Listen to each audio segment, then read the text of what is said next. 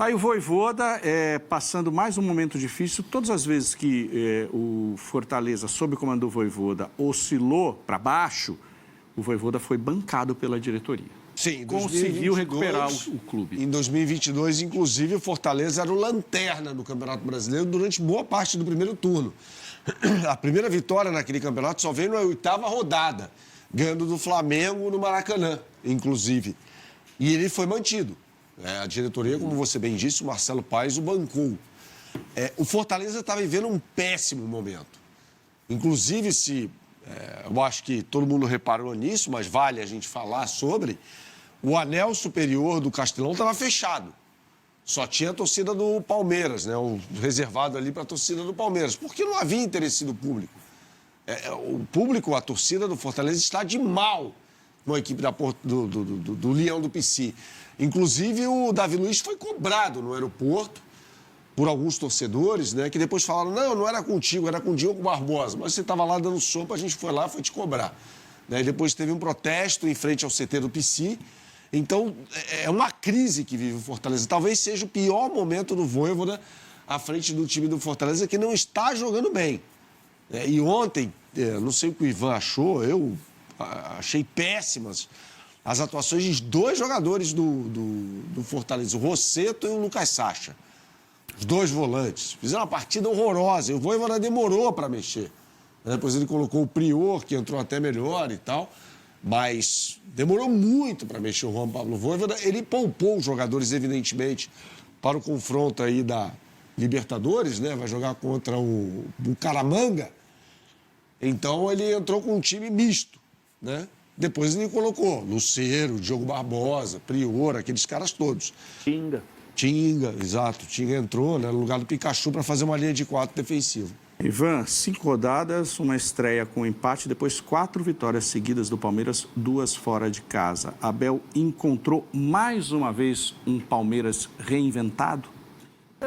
Eu acho que ele está encontrando, tá?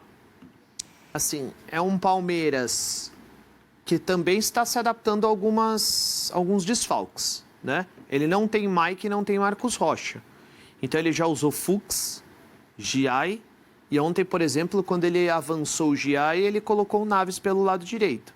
Que é basicamente quando o Zubeldia coloca o Ferrares pela direita e adianta o Cédric. Então, é uma alternativa. A alternativa com 3 zagueiros, ele jogou contra o Corinthians na primeira fase do Campeonato Paulista. Ele vem jogando assim, né? O Estevão por dentro, eu acho que já é uma realidade, já é algo que ele vai aplicar. E o Felipe Anderson na direita? O Felipe Anderson na direita, porque o Felipe Anderson subiu de produção, não como um ala, né? Mas como um meio-campista. Mas é só você... Eu estou imaginando aqui, sem o Paulinho e com o Paulinho, que vai formar uma dupla de ataque, e aí? Sim. Entrou muito bem contra o Corinthians. E vale quando lembrar... o Veiga voltar? Quando o Veiga, eu não sei. Esse time do Palmeiras está encaixadinho com essa nova versão aí. Agora eu queria falar sobre o Flaco Lopes, cara. Jogador que marcou 22 gols na temporada passada, tem 6 gols em 18 jogos nessa temporada aqui, está fazendo muito mais do que o Vitor Roque. Muito mais, está produzindo muito mais do que o Vitor Roque. O Vitor Roque já jogou, se você somar o tempo, até o companheiro Mauro César fez essa conta aí, se você somar o tempo no campo, ele já tem 5 jogos completos com a camisa do Palmeiras e não marca gol. Entrou ontem, entrou muito mal. Mais uma vez na partida. Então, o Flaco Lopes, eu volto a dizer, naquela ideia exposta pelo Abel numa entrevista coletiva, de que 80% dos gols saem em cruzamentos, o Flaco Lopes é o cara. Não é o Vitor Roque. Mas você vai ter que insistir com o Vitor Roque. Então, Ivan... Ontem foi uma situação pontual no banco, ele não pode ficar no banco. Será? Mas você tem um jogador que tem 22 gols na temporada passada. Tem 6 gols nessa temporada contra 0 do Vitor Roque. Então, mas você investiu 25 milhões de euros. Eu sei, mas aí o Abel vai ter que usar a meritocracia, como dizia Tite. Dizia não, diz ainda. Então, mas será que é um recorte suficiente para você simplesmente desistir? Não é desistir. Esse time do Palmeiras tem alguns casos, não essa equipe, Mas a gestão Abel Ferreira é de jogadores que demoraram para se encontrar.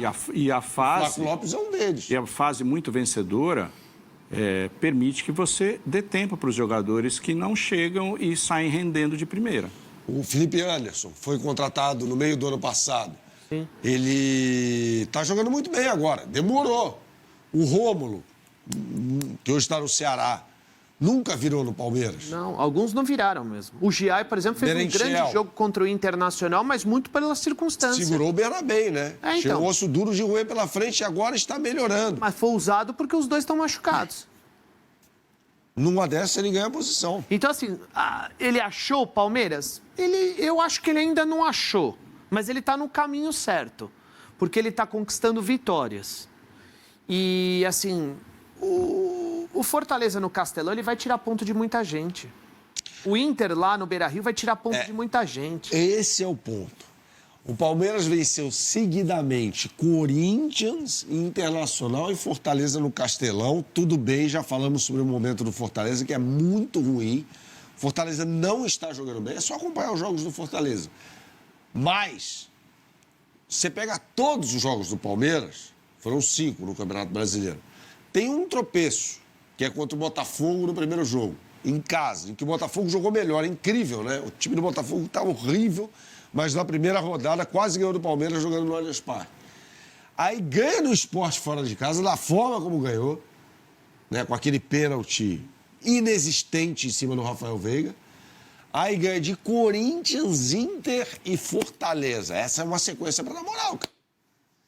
Como disse o Ivan, no Beira-Rio, muita gente vai deixar ponto pelo caminho. Tenha dúvida.